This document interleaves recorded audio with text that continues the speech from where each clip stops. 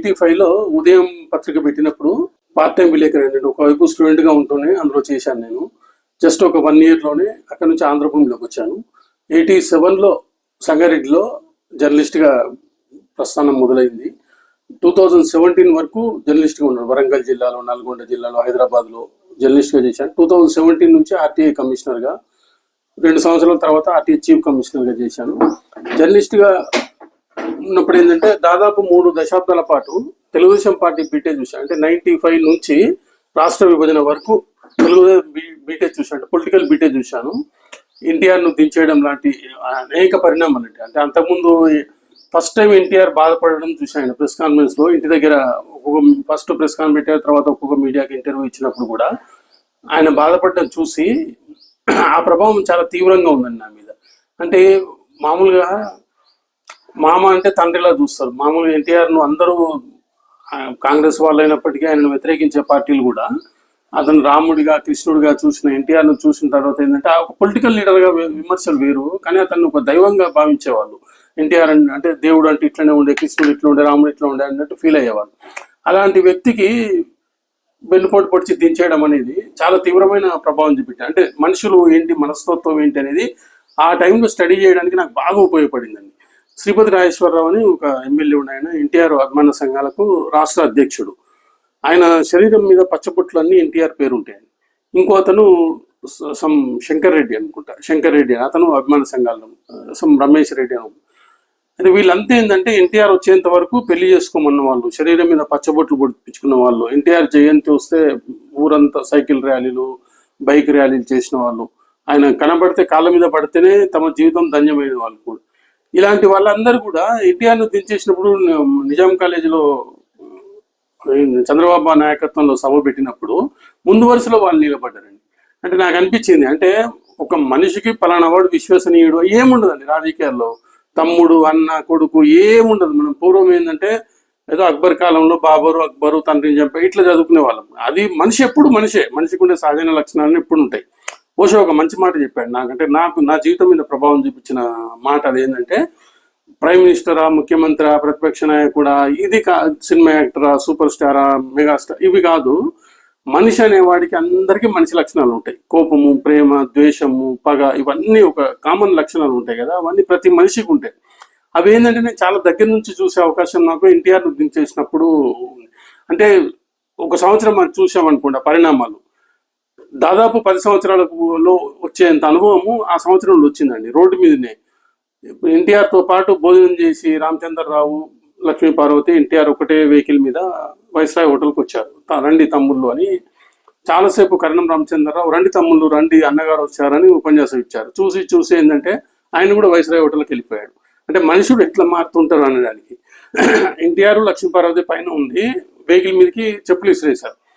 సరే, అది ఎన్టీఆర్ మీదకి విసిరేసారా, లక్ష్మీపార్వతి మీదకి విసిరేసారా, డ్రైవర్ మీదకి విసిరేసారా అని ఏదన్నా చెప్పుకోవచ్చు. కానీ ఒక దైవంగా చూసిన వ్యక్తిని అతను తప్పులు ఉండొచ్చు కూడా, తప్పులు లేకపోతే వాళ్ళంతా నీ మీదకి ఎందుకు తిరగబడతారు. కానీ అవి చూసిన తర్వాత నాకు అనిపించింది, రాజకీయాలు అంటే రాజకీయమే ఉంటుంది, రాజకీయాల్లో ప్రేమ, అనుబంధం ఇవి ఏమీ ఉండవు అనిపించింది. ప్లస్ దాని తర్వాత ఒకసారి ఆ సంఘటన తర్వాత రాజకీయాల్లో పరిణామాల మీద కొంత ఆశ్చర్యం కలిగిన సంఘటన ఒకటి. ఈయన మైసూరారెడ్డి చంద్రబాబు అవినీతికి పాల్పడ్డాడని ఒక లెటర్ చూపించాడండి బిగ్ బాస్ అని. బిగ్ బాస్ కు డబ్బులు ఇచ్చాను అని అలాంటిది ఏదో ఒక లెటర్ అసెంబ్లీలో చూపించారు. అది జరిగిన కొద్ది రోజుల తర్వాత ఏంటంటే మైసూరారెడ్డి టీడీపీలో చేరుతున్నాడు అని తెలిసింది నాకు. తెలిస్తే సరే ఆఫీస్లో వచ్చి ఎడిటర్కి చెప్పి ఇట్లా మైసూరారెడ్డి చేరుతారట.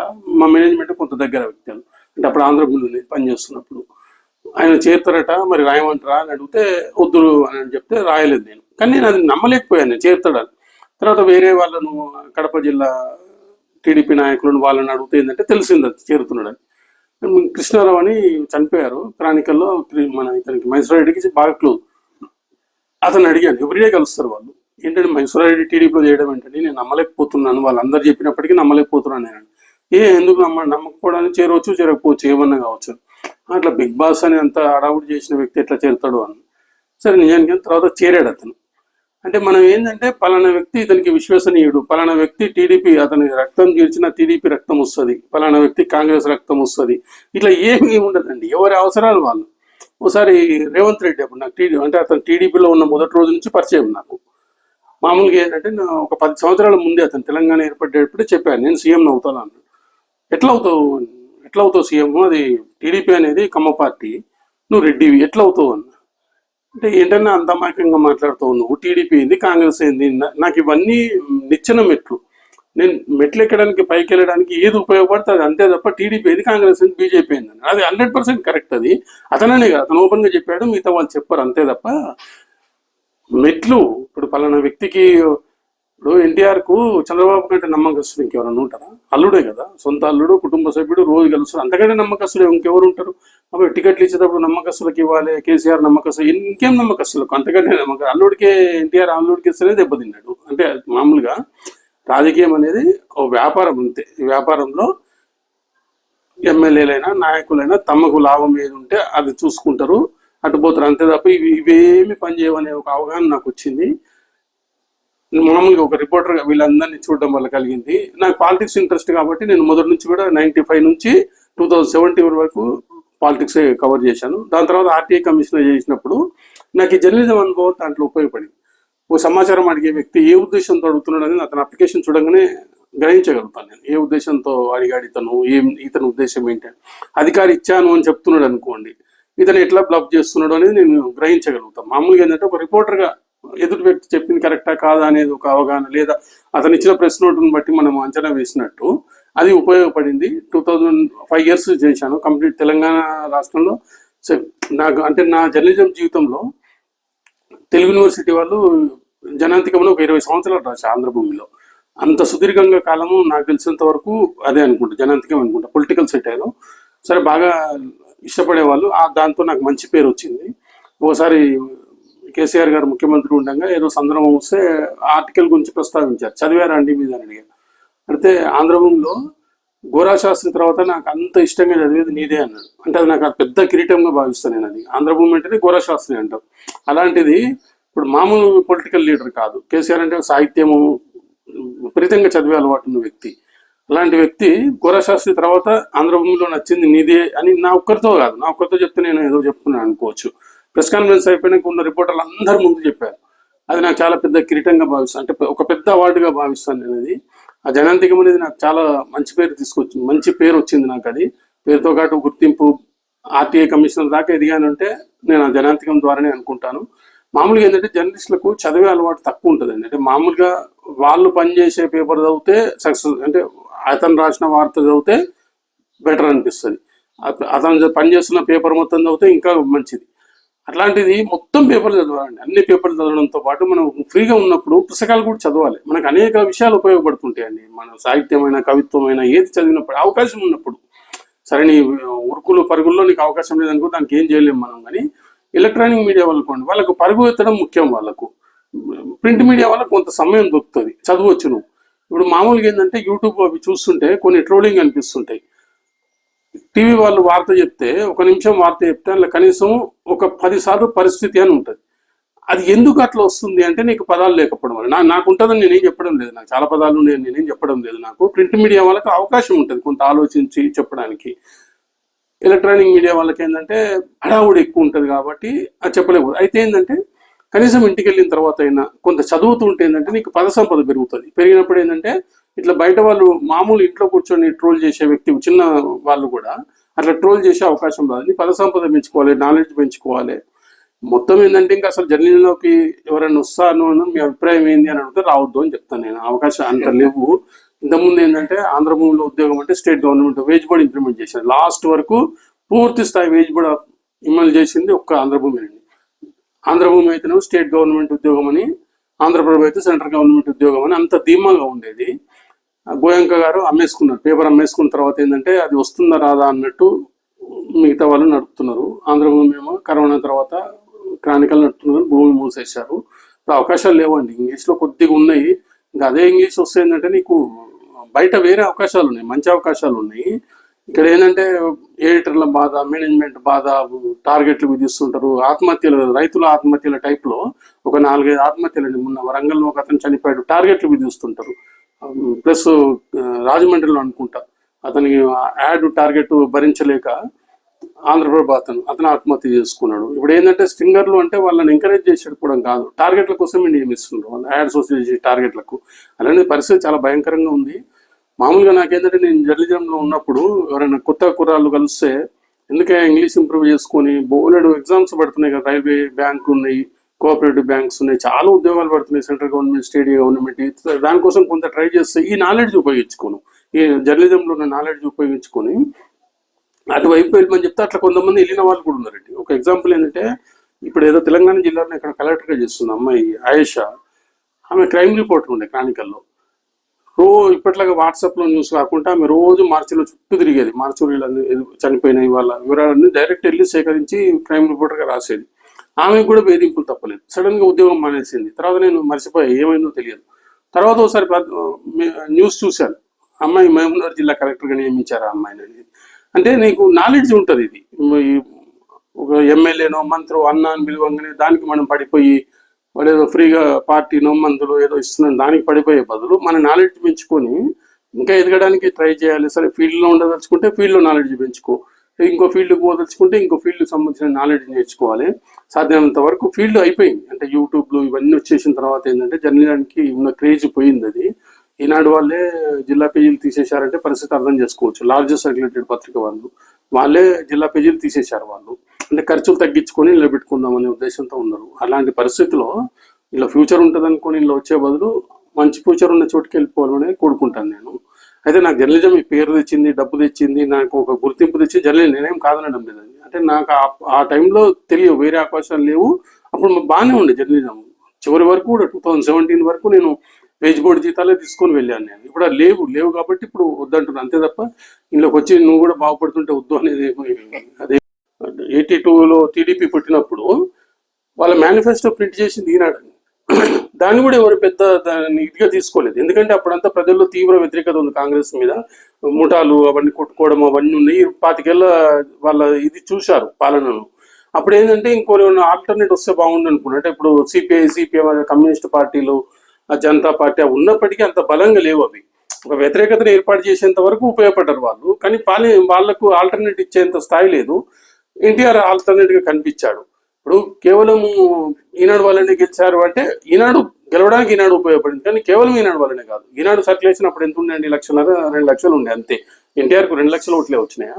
కాదు కదా. అయితే ఏంటంటే ఇతను ఆల్టర్నేటివ్ అని చూపించడంలో ఈనాడు సక్సెస్ అయింది. అది ఈనాడు ఒక డైరెక్ట్ ఈ పార్టీ కోటేయండి అనేది 2083లో చూశాను. మళ్ళీ మొన్న జగన్ కోటేయకండి, దుష్ట జగన్ కోటేయకండి, టీడీపీ కోటేయండి అని డైరెక్ట్ పిలిపించింది ఈనాడు. అయితే ఏంటంటే మేనేజ్మెంట్లో వైఖరి మారింది. పార్టీలకు ఏ పార్టీ పేపర్ ఆ పేపర్, అన్ని పేపర్లు అండి, తెలుగులో ఉన్న ప్రతి పేపరు, నేను పని చేసిన పేపరు, పని చేయని పేపరు, ఇంకా రాబోయే పేపర్ కూడా అన్ని పేపర్లు పార్టీ ఏదో ఒక పార్టీకి అనుబంధంగా ఉన్నాయి. దానికి తోడు ఏంటంటే ఇంతకుముందు ఈనాడు ఒకటేనండి, పేరుకు లార్జెస్ట్ సర్క్యులేటెడ్ అయినా 90% సర్క్యులేషన్ ఈనాడుదేనండి. మిగతా అన్ని పేపర్లు కలిపితే 10% ఉంటాయి. ఈనాడు ఏం చెప్తే అదే. కాబట్టి అది వాళ్ళు టీడీపీకి సపోర్ట్ చేసినా అదేం పెద్ద ఇది రాలేదు. దాని తర్వాత ఏమైందంటే సాక్షి పెట్టిన తర్వాత ఈనాడుకు ధీటుగా అటు కాంగ్రెస్, తర్వాత ఇప్పుడు వైఎస్ఆర్ కాంగ్రెస్ వాయిస్ కూడా వినిపించే పార్టీ అయిపోయింది. అది దాదాపు ఢీ కొట్టే స్థాయికి వచ్చింది. అది సరే ఉదయం వార్త వచ్చి నిలబడ్డవి తొందరగా దెబ్బతిన్నాయి. అవి పార్టీలకు అనుబంధమైంది. ఇవి దీనికి తోడు ఒకవైపు పార్టీలు డైరెక్ట్ పెట్టాయి, ఇండైరెక్ట్ పెట్టాయి, పార్టీలకు మద్దతు ఉన్న మీడియా ఉంది. వీటికి తోడు యూట్యూబ్లోకి వచ్చినాయండి. యూట్యూబ్ అనేది చాలా శక్తివంతమైంది. ఎందుకంటే మనకు సెల్ ఫోన్ ఉన్న ప్రతి ఒక్కరు యూట్యూబరే. నాకు సెల్ ఫోన్ ఉంటే నాకు యూట్యూబ్ ఉన్నట్టే లెక్క. నా వాయిస్ నేను వినిపిస్తున్నా, ఆ జనాలకు వెళ్తుంది. అది రెండు ఉన్నాయి, మంచి ఉన్నాయి, చెడు ఉన్నాయి. నేను స్టాక్ మార్కెట్ గురించి బాగా స్టడీ చేసేది యూట్యూబ్ ద్వారానే. నాకు సబ్జెక్ట్ కావాలంటే అది వెతికి నేను యూట్యూబ్ ద్వారానే వింటున్నా. అదే టైంలో తప్పుడు ప్రచారం చేస్తున్నది కూడా యూట్యూబే. అయితే ఏంటంటే కొంతకాలం వరకు ఇట్లనే ఉంటుంది. తర్వాత ఏంటంటే నిజం చెప్తున్నాడు ఎవడు అవి నిలబడవచ్చు, అలాంటి యూట్యూబ్ నిలబడవచ్చు. ఒక విద్వేషాలను రెచ్చగొట్టే అలాంటి కొంత జనాలు స్లోగా తెలుసుకొని ఏది ఎవరు అనేది బయటకు. ఇప్పుడు 95 వరకు కూడా నాకు గుర్తుందండి, చంద్రబాబు సీఎం అయినాక ఈనాడు రిపోర్టర్ వచ్చాడని అడిగేవాళ్ళు. ప్రెస్ కాన్ఫరెన్స్ లో ఒక 5-6 మాక్సిమం 10 మంది ఉండేవాళ్ళం. చంద్రబాబు నాయుడు సీఎం అయిన కొత్తలో ప్రెస్ కాన్ఫరెన్స్ లో ఈనాడు వచ్చిందా అని అడిగేవాళ్ళు. ఈనాడు రాకపోతే ఏదో ఒకటి కబుర్లు చెప్తూ కొంత టైం స్పెండ్ చేస్తూ తెలుసు అది ఈనాడు వాళ్ళ కోసం వెయిట్ చేశారని. అది పోయి మెల్లగా ఎలక్ట్రానిక్ మీడియా వస్తున్న టైంలో TV9 వచ్చిందా అని అడిగేవాళ్ళు.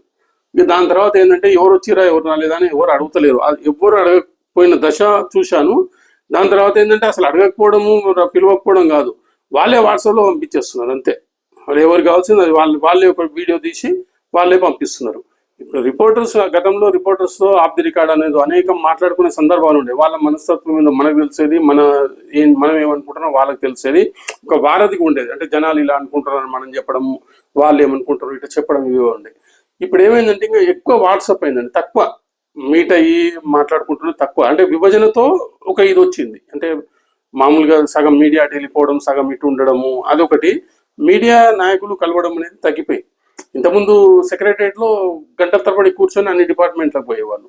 సరే విభజన తర్వాత బ్రేక్ అయిపోయింది అది. సరే ఈవెన్ ఇప్పటికి కూడా ఇంకా లేదండి. మామూలుగా నేను ఏదో మీడియాలో వార్త వస్తే మీడియాకి అలౌ చేస్తున్నారంటే నిజమేమో అనుకున్నా, లేదు చేయడం లేదు ఇప్పటికి కూడా. ఏంటంటే మామూలుగా జనాలు వెళ్తారు కదా 3 o'clock ఆధార్ కార్డు చూపించేసి సందర్శకులు వెళ్ళినట్టే ఎవరైనా ఒక రిపోర్టర్ వెళ్ళి వస్తున్నారు, ఏ డిపార్ట్మెంట్కి పోవాలనో ఆ డిపార్ట్మెంట్ పాస్ తీసుకొని పోయేస్తున్నారు తప్ప అలౌ చేస్తలేరు ఇప్పటికి కూడా.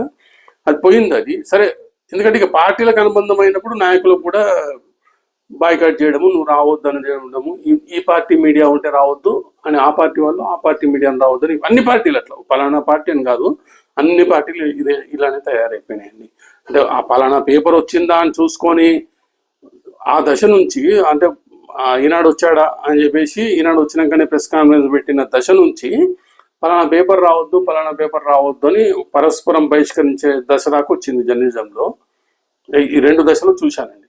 80s పేదరికం, విపరీతమైన పేదరికం ఉండేదండి. ఉద్యోగం దొరికితే చాలు అన్నట్టు ఉండేది 80s. అప్పుడు 2 రూపాయల బియ్యం పనికి వచ్చాయి, అన్ని పనికి వచ్చాయి అప్పుడు స్కీమ్ జనాలకు. దాని తర్వాత ఆర్థిక సంస్కరణ తర్వాత ఏంటంటే చాలా మారిందండి, అన్ని రంగాల్లో మారినాయి. మన జీవితంలో మారింది, మీడియాలో మారింది. జియో వచ్చిన తర్వాత ఏంటంటే ఇంకా అసలు ఊహించని స్థాయిలో మార్పు అనమాట. ఇంట్లో కూర్చొని ఛానల్ తయారు చేసుకోవడం. అంతకుముందు లైవ్ చూపించడం అంటే పెద్ద గగనంగా కనిపించేది. ఇప్పుడు మనం ఇద్దరం మాట్లాడుకుంటూ లైవ్ పంపించు ఫేస్బుక్లో, పైసా ఖర్చు లేకుండా. టెక్నాలజీ పెరిగింది, అయితే పెరిగిన దాన్ని సరిగ్గా యూజ్ చేసుకుంటే చాలా ఉంటుంది. ఎప్పుడు ఉంటుంది టెక్నాలజీ పెరిగినప్పుడు కొంత దుర్వినియోగం చేయడం ఉంటుంది, బాగుపడడం ఉంటుంది, రెండు ఉంటాయి. ఈ దుర్వినియోగం చేసే శిక్షణ తగ్గుతుంది, కొంత టైం పడుతుంది. ఇప్పుడిప్పుడే కాబట్టి ఇట్లా ఉంది, తగ్గుతుంది. తగ్గిన తర్వాత ఏంటంటే జనాలు దేన్ని నమ్మొచ్చు అనే ఒక వ్యక్తి, మనం ఆఫీస్లో 10 మంది పనిచేస్తుంటే ఎవడు చెప్పిన మాట నమ్మొచ్చు, ఎవరిది నమ్మకూడదు అని ఒక అవగాహన ఉంటుంది మనకు. ఛానల్స్కి సంబంధించి కూడా అదే వస్తుంటుంది, ఇతని మాట ఎంతవరకు నమ్మొచ్చు, ఎంతవరకు నమ్మకూడదు అనేది వస్తుంది. అట్లాంటి యూట్యూబ్ వరకు మంచి రోజులు వస్తాయని ఆశిద్దాం. యూట్యూబ్ వరకు మంచి కూడా ఏంటంటే చాలా కామన్ మ్యాన్ కూడా జనాల్లోకి వెళ్ళిపోతున్నాడండి. కచ్చాబాదం అని ఎవరో పల్లీలు అమ్ముకునే వ్యక్తి నేషనల్ ఫిగర్ అయిపోయాడు అతను. అంటే ఎవరిలో టాలెంట్ ఉంటే అది బయటికి రావడానికి యూట్యూబ్ బాగా ఉపయోగపడుతుంది. సినిమా హీరోయిన్లో అతన్ని ఇమిటేట్ చేస్తూ డ్యాన్స్ చేశారు. అట్లా మామూలు అతను ఏదో ఇక్కడ ఊర్లో పాత వస్తువులన్నీ, సెల్ ఫోన్లు కానీ అన్ని పాత గొలుసులు, పాత వస్తువులు అన్ని తీసుకొని పల్లీలు ఇస్తాడు. కచ్చాబాదం అంటే పల్లీలు. కచ్చాబాదం అని పాట పడుతుంటే దేశమంతా మారుమోగిపోయింది. అట్లా మంచి ఉంది, చెడు ఉంది, మంచిగా ఉపయోగించుకుందాం మనం. న్యూస్ వచ్చినప్పుడు ఇంతకుముందు ఏంటంటే దూరదర్శన్లో ఇట్లా తుఫాన్ వచ్చినప్పుడు 10 మంది చనిపోయారు అని దూరదర్శన్లో చెప్తే నాకు గుర్తుంది. అప్పుడు టీవీలో వచ్చిన కొత్తలో, అప్పుడు 80-85 మధ్యలో టీవీలో వచ్చిన కొత్తలో దివిసీమ తుఫాన్ వచ్చినప్పుడు, ఇట్లాంటి ఏదైనా దివిసీమ అయినా సరే ఏదైనా తుఫాన్ వచ్చినప్పుడు 10 మంది చనిపోయారు అని చెప్తే టీవీ వాళ్ళు అట్లనే చెప్తారులే, కనీసం 20 మంది చనిపోయారు అని అనుకునేవాళ్ళు దూరదర్శన్ అట్లా వచ్చినప్పుడు. ఇప్పుడు పరిస్థితి ఎట్లా అయిపోయిందంటే టీవీలో 20 మంది చచ్చిపోయారంటే వీళ్ళు అతి చేస్తారులే, ఎవడో ఒకటి చచ్చిపోయి ఉండొచ్చు అని. అప్పుడు వైఎస్ఆర్ సీఎం అయిన కొత్తలో ఫ్లైఓవర్ మీద అటాక్ చేసింది ఏదో కింద పడిపోయింది, కూలిపోయింది అది. ఆంధ్రజ్యోతి ఏం చేశారంటే, ఆంధ్రజ్యోతినే కాదు అన్ని ఛానల్స్, ఒక క్రానికల్ తప్ప మిగతా అందరూ డజన్ల కొద్ది చంపేశారు జనాలను, డజన్లు. చివరికి పోయి చూస్తుందంటే ఒక్కరు కూడా చచ్చిపోలేదు అందులో.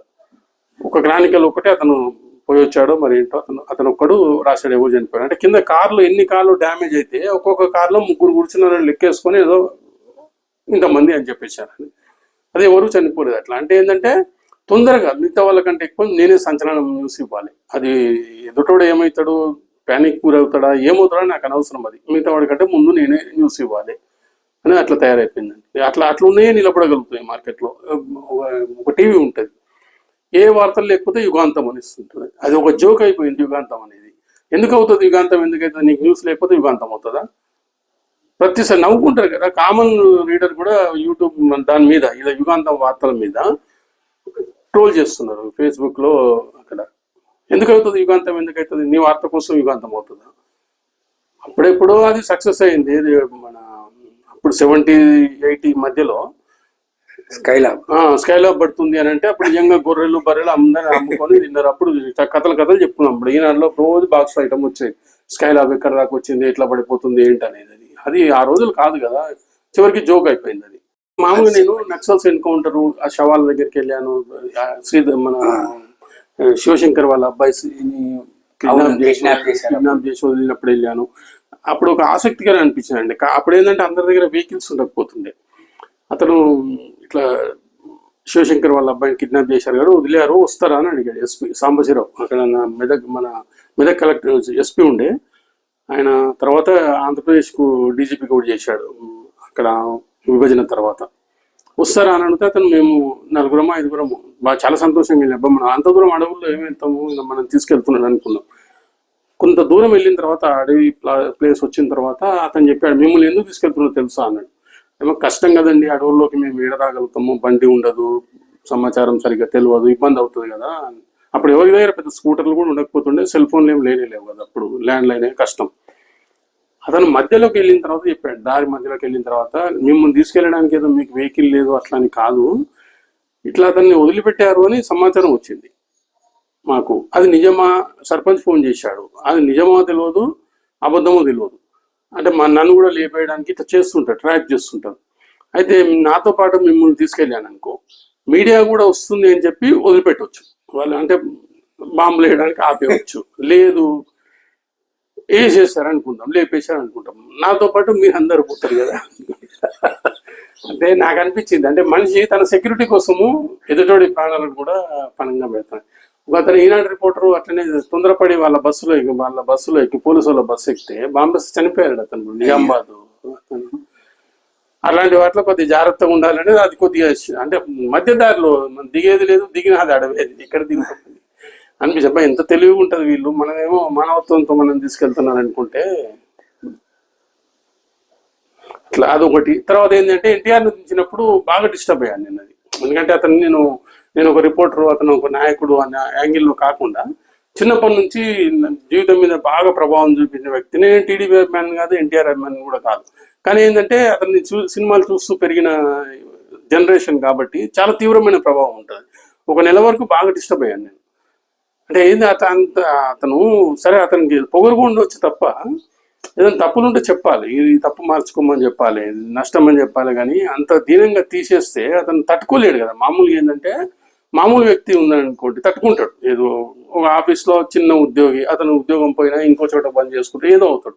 ఇతను ఏంటంటే నేనే దేవుణ్ణి అనుకున్న స్థాయికి వెళ్ళిన వ్యక్తి అతను. నేను దేవుణ్ణి అంటే ఇప్పుడు ఎవరైతే వెన్నుపోటు పొడిచారో ఆ ఎమ్మెల్యేలు అందరూ కూడా కాళ్ళు మొక్కిన వాళ్ళే. కాళ్ళు మొక్కుతేనే జీవితం సక్సెస్ అనుకున్న భావించిన వాళ్ళు. అట్లాంటి వ్యక్తి అతన్ని దెబ్బతీయడము. అతను లాస్ట్ ప్రెస్ కాన్ఫరెన్స్కి వెళ్ళాను నేను. క్రానికల్లో దివాకరన్ ఉండే, ఏదో ఎన్టీఆర్ క్వశ్చన్ అడిగితే ఏంటబ్బా లాస్ట్ కూడా వదలవు, అతన్ని కూడా వదలవు అనేది సరదాగా జోకేస్తుంది. అతని గంభీరము అదంతా పోయి బేలగా కనిపించాడు అతను. అది బాగా డిస్టర్బ్ అయిపోయినట్టు అనిపించింది నాకు. అంటే అరే ఏంటి అతను అలా చూస్తున్నాడు, అతను పొగరుగా ఉండాలని కోరుకుంటాను నేను. ఎందుకంటే సినిమాల్లో అతను అట్లా చూసినప్పుడు అట్లనే ఉండాలని కోరుకుంటాను. అతను అంత బేలగా ఉండడం అనేది బాగా ఇబ్బంది అనిపించింది నాకు ఆ రోజు ప్రెస్ కాన్ఫరెన్స్లో. అప్పుడు నేను అభిమాని అంటే ఏం కాదు, సినిమా అభిమాని ఏం కాదు, ఏ సినిమా బాగుంటే ఆ సినిమా చూసేవాడిని అంతే తప్ప అతను అట్లా చూడాలంటే కొద్దిగా ఇబ్బంది అనిపించింది. తర్వాత టీడీపీలో ప్రతి పరిణామంలో ఉన్నాను. 2014 దాకా తెలంగాణకు అనుకూలంగా లెటర్ ఇవ్వడము, మళ్ళీ వీళ్ళు అనుకూలంగా లెటర్ ఇచ్చిన తర్వాత మళ్ళీ మారడము. అతను ఎర్రనాయుడు కమిటీ వేశారు. ఒకసారి ఆయన ఛాంబర్లో కూర్చున్న టీడీపీ ఆఫీస్లో 4-5 రిపోర్టర్లు ఉంటే అందరి అభిప్రాయాలు సేకరిస్తున్న ఉండి నీ అభిప్రాయం కూడా రాయి ఇక్కడ. సరే మీరు అందరి అభిప్రాయాలు సేకరించి తెలంగాణ అనుకూలంగా నిర్ణయం తీసుకుంటారు, నిజంగా తెలంగాణ ఇచ్చే పరిస్థితి వస్తే మీరు వెనక్కి వెళ్తారు, నాకు తెలుసు, ఆ సంగతి కూడా తెలుసు నాకు, అంత డైరీలో రాసుకున్నాడు. ఇచ్చారు కమిటీ రిపోర్ట్ అని చెప్పారు. ఈ రిపోర్ట్ ఇచ్చిన తర్వాత అనుకూలంగా లెటర్ ఇచ్చారు, మళ్ళీ టక్కున ప్లేట్ ప్రయాణం చేశాను. అవన్నీ చూశాను. మామూలుగా ఏంటంటే విభజన టైంలో అప్పటిదాకా అద్భుతంగా తెలంగాణ గురించి మాట్లాడిన వాళ్ళు నిజంగా అమల్లోకి వచ్చేసరికి మీడియా కూడా భయపడిపోయింది. మామూలుగా మీడియా ఏంటంటే నా అభిప్రాయం ప్రకారం ఇది ఒక న్యూస్ అన్నంత వరకు సపోర్ట్ చేశారు తెలంగాణ ఉద్యమానికి. మంటలు ఇవన్నీ రావడం ఏంటంటే ఒక న్యూస్ బాగుంటుంది, పిక్చర్ బాగుంటుంది టీవీలో, అప్పటిదాకా సపోర్ట్ చేశారు. నిజంగా తెలంగాణ ఇచ్చే పరిస్థితి వచ్చేసరికి ప్లేట్ ఫిరాయించేసారు. సమైక్యాంధ్ర జిందాబాద్ అంటే వార్తగానే చూశారు, దాన్ని వార్తగా సపోర్ట్ చేశారు. కానీ నిజమవుతున్న సమయం వచ్చేసరికి వాళ్ళకి ఏంటంటే మనం కొద్దిగా ఇది మన ఇల్లు కాదు, బయటోడి ఇంటికి వెళ్ళాము, బయటోడి ఇంటికి వెళ్తే ఎట్లా ఉండాలో అట్లనే ఉంటుండేవాడిని.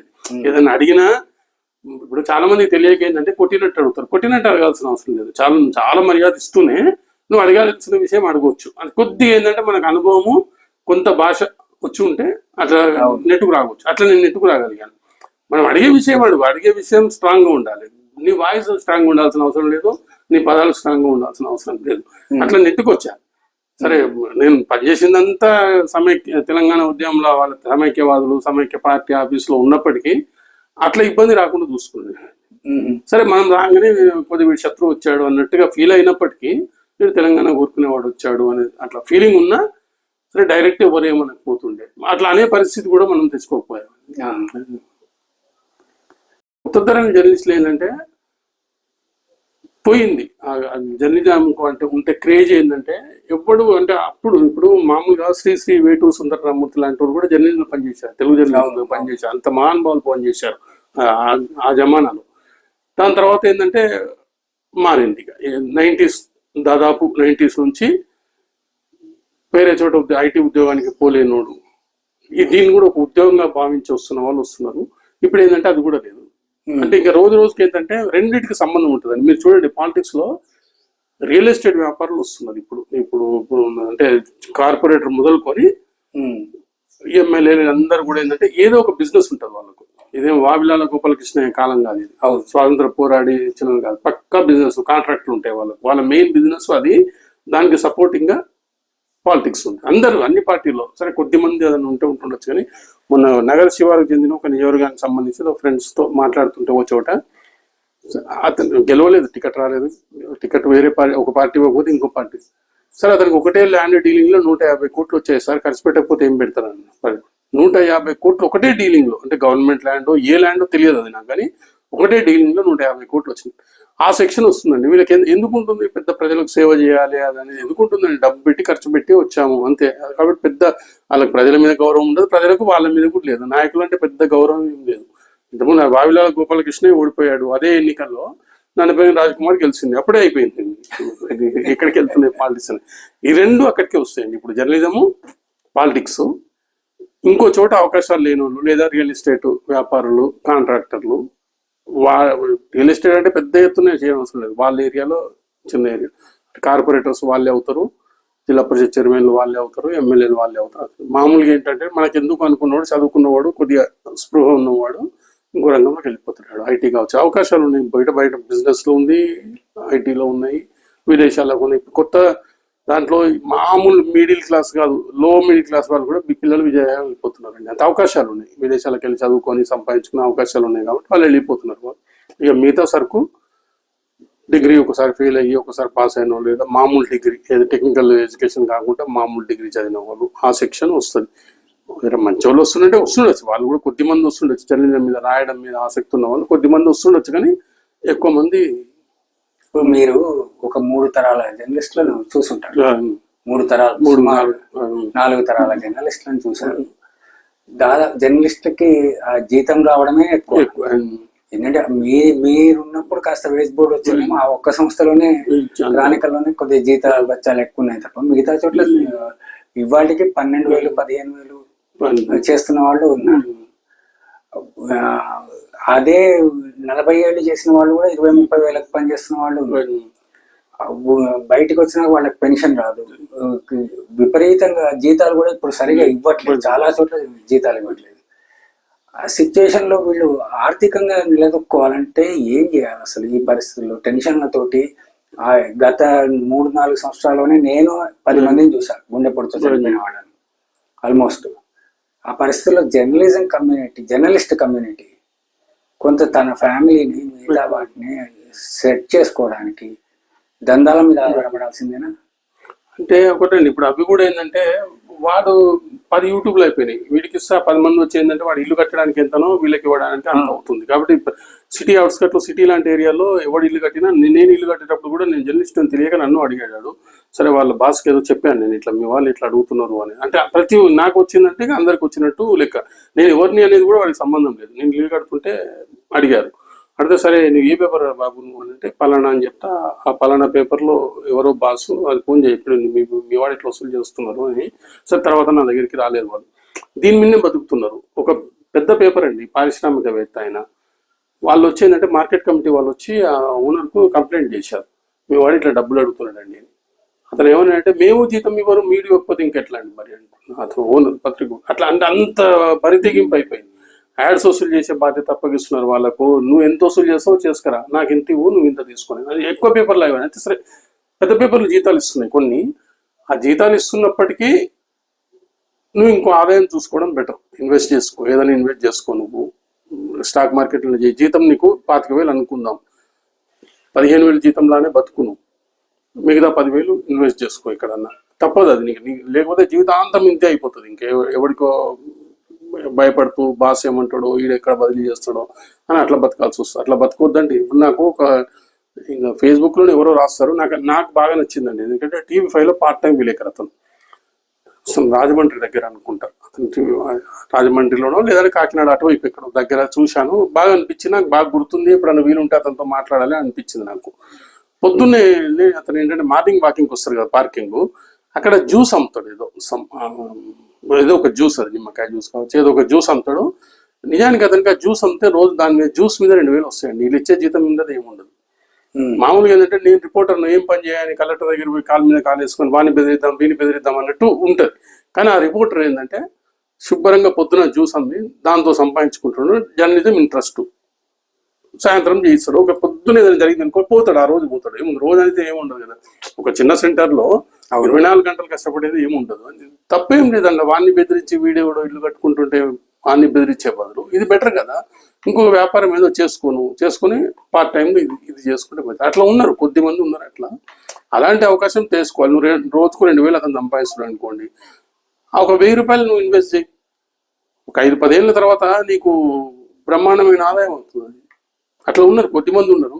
మిగతా ఏంటంటే చాలా ప్రమాదంలో పడిపోయింది. వేరే ఉద్యోగాలు వెతుక్కోవచ్చు, గవర్నమెంట్ ఉద్యోగాలు సెంట్రల్ స్టేట్ ఏదో పడుతున్నాయి. సరే, ఈ ఉద్యోగం చేస్తూనే టెస్ట్ రాస్తున్నాం, అట్లా చేసుకోవాలంటే తప్ప దీన్ని నమ్మి అద్భుతమైన ఫ్యూచర్ ఉంటుందని వస్తే జీవితం మొత్తం ఏదో సినిమాలో అలీ బ్రహ్మానందం సినిమా మళ్ళీ ఎప్పుడు కలుస్తావు అని అడుగుతున్నా, అంటే జీవితం మొత్తం సగం శంకర అయినాక వస్తాను అని అంటాడు. అట్లా ఏంటంటే మనకు జ్ఞానోదయం సగం జీతం అయిపోయిన తర్వాత కలుగుతుంది. అప్పుడు కలిగిన తర్వాత కూడా ఏం ఉపయోగం ఉండదు. కాబట్టి ఏంటంటే ఉన్నప్పుడే వయసు ఉన్నప్పుడే ఇంకో ఆదాయం, తప్పేం లేదు. ఊబర్ బైక్ నడిపించు. నేను బాగా జర్నలిజంలో బాగా గౌరవించేది జొన్నలగడ్డ రాధాకృష్ణన్. ఆయనకు తప్ప ఇంకెవరికంటే జర్నలిజానికి సంబంధించినంత వరకు అతను నేను బాగా అభిమానిస్తాను. అతను చెప్పలే నాకు, కానీ తర్వాత తెలిసిన కదా, ఆంధ్రపత్రికలో పనిచేస్తున్నప్పుడు జీతం సరిపోకపోతే రాత్రిపూట ఆటో నడిపేవాడు. అద్భుతంగా రాస్తాడు అతను. నేను చెప్పేది 40-50 ఏళ్ళ క్రితం సంగతి. తప్పే ఉంది అందులో. మనం కష్టపడి సంపాదించి వాడిని బెదిరించి వీడిని బెదిరించి డబ్బులు వసూలు చేసుకుంటే తప్పు తప్ప, ఎవడో కూడా మందు కొట్టిస్తాడనా అట్లా అది తప్పు అవుతుంది. కానీ ఇదేం తప్పు కదా, చేయాలి. సంపాదించడానికి ఇంకో మార్గం ఏదైనా అవకాశం ఉంటే చేయాలి. ఎందుకు వాడిని బతిలాడి ఆ మంత్రిని బతిలాడతావు, వాడు ఎన్ని రోజులు మంత్రి ఉంటాడో తెలియదు నీకు. ఎందుకు కొన్ని నమ్ముకొని ఉంటాడు, నీ శక్తి మీద నువ్వు నమ్ముకొని ఉంటుంది. సాధ్యమైనంత వరకు రాకు, ఇందులోకి రాకు, ఇంకో ఫీల్డ్లోకి వెళ్తుంది. తప్పదు అనుకుంటే జాగ్రత్తలు తీసుకొని. ఇప్పుడు చాలా మంది జర్నలిస్టుల కంటే ఎక్కువ రాసే వాళ్ళు ఉన్నారండి బయట ఉండి, బయట ఉద్యోగాలు చేస్తూ వేరే రాయడం నీకు ఆసక్తి ఉన్నప్పుడు ఫేస్బుక్ ఉంది, పుస్తకాలు రాసుకో, బోలెడు ఉన్నాయి రాసుకోవడానికి. పేపర్లో ఉద్యోగం చేయాలనేది ఏం లేదు. ఇంకా పేపర్లో పనిచేసేవాడు తక్కువ రాస్తున్నాడు, బయట వాళ్ళు ఎక్కువ రాస్తున్నారు. అవి ఉన్నాయి, బయట బోలెడు అవకాశాలు ఉన్నాయి.